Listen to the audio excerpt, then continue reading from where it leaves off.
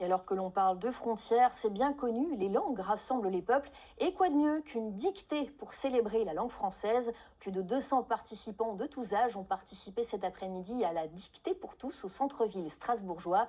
Une opération qui s'inscrit dans le cadre de Strasbourg, capitale mondiale du livre. Arnaud Richard Ferraro et Clara Delcroix y étaient. Traversant le champ de Mars, championnes et champions de l'orthographe.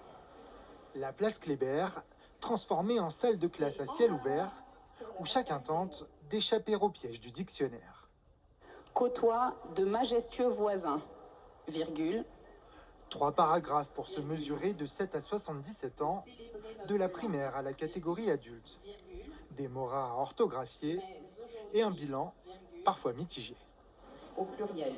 Ni trop facile, ni trop difficile. C'est dur car il y avait plein de mots que je connaissais pas. Pour les parents aussi, c'est l'occasion de renouer avec l'exercice de la dictée, que le français soit ou non une langue maternelle. On habite en France depuis quelques années et on voulait mettre un peu à l'épreuve notre connaissance en termes de langue. J'adore le français, puis je voulais un petit peu me situer, voilà. Donc c'était très sympa, un moment très sympa, avec ma fille, c'est un échange également, et voilà. Pour l'association Déclic, qui organise aussi des dictées dans les quartiers de Strasbourg, savoir écrire et s'exprimer est fondamental pour s'insérer dans la société.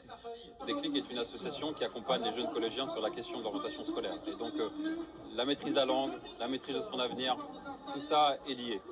Après avoir fait la lecture, la journaliste et marraine Anne-Laure Bonnet participe aussi à la correction. Il y a un a priori qui se fait par rapport justement à l'orthographe, et le fait d'encourager tout le monde à faire des dictées, je trouve que c'est une façon d'unir les gens. Les 4 vainqueurs de la dictée pour tous participeront à une grande finale nationale au printemps prochain à Paris.